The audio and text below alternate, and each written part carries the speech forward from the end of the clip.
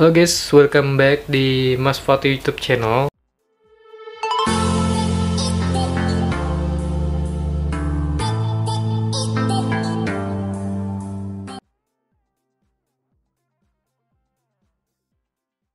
Sebelum masuk video, jangan lupa kamu subscribe dulu channelnya Mas Fati guys, dan kamu aktifkan notifikasinya. Nah, untuk kali ini gue mau coba cerita-cerita di segmen Ngopi Pahit, Ngopi Properti baru Mas Fati Agent Property Hits. Banyak banget pengalaman yang kita laluin sebagai agent properti guys, dari macamnya yang baik, yang enak, yang dapat komisi lumayan gede, sampai yang kita ditikung bayar. Banyak banget ceritanya guys. Kali ini gue mau cerita sebuah pengalaman gue, tepatnya itu beberapa hari yang lalu. Jadi nggak tahu ya, 2 hari ini tuh gue banyak banget ketemu klien, dan endingnya berakhir pada pertikaian Bayu ya. Dan lucunya ini yang cerita yang pertama dulu, nanti yang kedua next day mungkin gue akan cerita. Dan yang pertama ini ceritanya mulainya gue dapet klien ini akhirnya hubungin gue, dan dia nanya, Mas, gue mau cari rumah di sini dengan range budget kisaran 300-an lah ya, 200 sampai 300-an, 300 something lah dia bilang. Akhirnya udah dikasih beberapa choice, 2 choice lah yang dapat akhirnya, karena yang inginkan itu unitnya agak susah dengan range budget segitu di lokasi yang di situ. Ya udahlah, akhirnya beliau memutuskan untuk mau survei. Dan saat mau survei itu, unit yang satu ini udah kejual nih, jadi tinggal satu doang nih yang akan disurvei mau nggak mau. Di hari itu gua ada transaksi juga, transaksi yang harus gua tuh MOU lah ibaratnya, MOU sama klien. Mau nggak mau gue tadinya mau minta tolong sama teman gue nih, rekan kerja lah ya, rekan kerja buat dia nganter survei. Cuman karena teman gue nggak bisa dihubungin, dan akhirnya gue coba minta tolong sama vendor aja atau si milik. Bu, ini ada yang mau survei jam sekian, jam 3-an lah, jam 3-an bisa nggak tolong dibantu untuk dia datang survei. Akhirnya ownernya oke, mengiyakan untuk dibantu survei, dan udah tunggu karena gue juga akan MOU jam 4. Akhirnya dia nggak ada kabar sampai akhirnya sekitar jam 4-an dia mulai ngabarin, dan dia nggak bisa karena ada urusan apa gitu, gue lupa, nggak bisa survei saat itu juga, dan minta di reschedule besoknya. Ya udahlah, gue minta maaf sama si vendor, dan akhirnya lain waktu lagi lah, besok lah ya. Sampai jam 6 gue udah nyampe rumah, dia ngabarin lagi nih, tik ya kan, Mas Fatih bisa nggak ya jam hari ini nih survei yang itu gitu. Kenapa Bu? Oh, saya udah nyampe di daerah sini nih Mas. Oh ya udah, akhirnya gua coba confirm ke si penjual apakah bisa dibantu saat itu juga, karena udah terlalu malam dan gua juga membatasi waktu juga ya untuk survei, karena ini udah kelewat jam kerja lah ya. Udah akhirnya dibantu sama si owner, udah survei segala macem, dia minta nomor teleponnya owner lah ya. Sewajarnya sih dia nggak harus minta sih, buat apa minta, karena kan sudah confirm sama gue.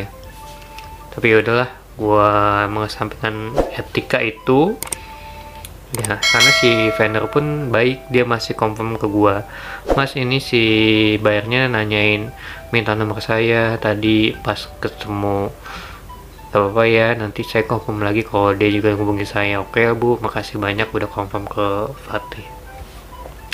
Besok aku confirm, gimana bu, apakah suka dengan itinerary itu?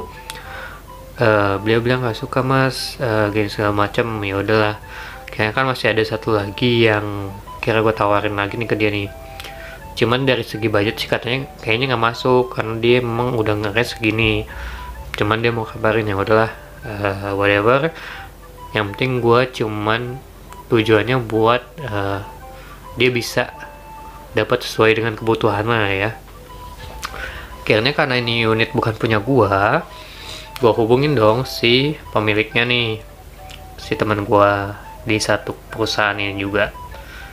Gue hubungin, dia nggak bisa dihubungin, dan mau nggak mau gue bilang, bu ini rekan saya nggak bisa dihubungin karena dia yang megang kunci, jadi mau nggak mau nggak bisa ngeliat unitnya nih. Nah dia confirm ke gue mau survei jam 2 siangan lah ya, dan hari itu juga gue ada 2 survei, 2 viewing dengan 2 klien yang berbeda, pagi dengan A, siang dengan B. Dan di saat pagi-pagi itu, pas saat gue survei jam 10, dia ngubungin gue terus nih. Dan saat itu kebetulan lagi ada negosiasi dengan si penjual sama si pembeli, dan hubungin gue, cuman gue angkat karena itu lagi proses urgent lah ya menurut gue ya, karena lagi proses dia udah suka, dia ngasih penawaran harga. Nah saat itu owner masih timang-timang tuh, padahal menurut gua itu udah harga yang terbaik lah di properti yang semacam itu. Singkat cerita udah selesai surveinya, waduh banyak banget nih miss call dari dia nih, ada 3. Gua tuh WA dong, WA minta maaf bu, minta maaf ya bu, tadi lagi survei nih, gue kasih videonya segala macam, tadi kan emang survei. Saat itu dia bilang, mas kok nggak profesional ya segala macam, kayak nggak serius nih nanganin saya nih. Bukan gitu bu, ini saya lagi survei tadi, jadi saya belum bisa ngangkat telepon ibu. Nah terus dia, bukan masalah maaf mas segala macam, mas nggak serius nih ngejalan bisnisnya nih, katanya begitu. Aduh nih gue lagi haus ya kan, siang-siang nih, gimana nih si pembeli ini gitu kan. Gue kira ya udah gue telepon aja lah, telepon di reject sama dia. Singkat cerita gue bilang, bu sebenarnya ibu ada masalah apa ya, sampai akhirnya kayak gitu ngomongnya. Dia bilang, mas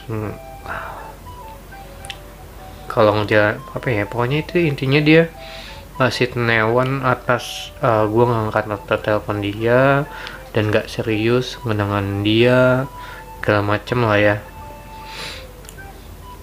Dan akhirnya gue bilang, bu mohon maaf kalau ibu nggak puas sama pelayanannya saya, ibu bisa cari agent lain, nggak masalah menurut gua.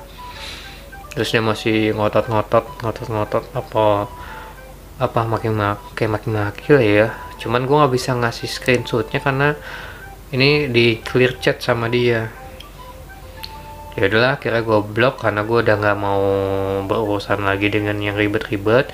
Jadi karena prinsip gua itu karena gua orangnya simple, gue maunya berurusan sama orang yang simple dan gak mau neko-neko. Kalau lu suka dengan cara gue ya udah, kalau nggak suka ya udah, karena gue juga nggak akan mengemis-ngemis sama lu gitu loh, sama kalian. Dan endingnya gue blok dan dia clear chat, dan ya udah, go ahead. Di pelajaran cerita kali ini gua dapat beberapa pelajaran sih. Pertama, pembeli adalah raja, mereka mau sesuai selalu sesuai dengan ekspektasi mereka. Dia nggak mau tahu ada reason apapun, baik kondisional apapun yang kita lalui, lakukan atau apapun lah itu ceritanya. Jadi kamu pastikan kamu menservis dengan maksimal setiap klien yang kamu temui gitu. Dan di sana gue akuin gue salah dan gue udah minta maaf. Walaupun endingnya nggak bagus ya, cuman gue udah minta maaf. Walaupun endingnya gue akhirnya ngeblok beliau karena menurut gue udah nggak make sense kalau gue disalah-salahin terus. Dan Joyce, yang pelajaran kedua, walaupun lu kondisional apapun, ketika lu ditelepon bayar, lu harus ngangkat kondisional apapun. Itulah pelajarannya. Mungkin itu aja cerita kali ini buat di segmen Ngopi Pahit, ngobrol kopi bermanfaat Agent Property terhits. Buat kamu yang punya cerita-cerita sebagai agent properti, kita akan ngebahas cerita-cerita itu, akan gue bacain di email aja, di email yang Mas Fatih ini, biar nanti kita bisa sharing-sharing, bisa saling belajar bareng. Apa pelajaran yang kita dapetin, kita akan koreksi, dan mungkin bisa jadi knowledge baru buat kamu yang ada di sana. Dan pengalaman ini juga bisa jadi pelajaran buat kalian semua ya. Mungkin si Mas Fatih si lamban ini nggak pantas dapat klien-klien yang minta yang cepet-cepet, ya nggak tahu ya. Oke, paling itu aja, sekian dari video Ngopi Pahit kali ini. Jangan lupa klik like and subscribe di channel Mas Fatih. See you in the next video guys. Mas Fatih sign out. Bye.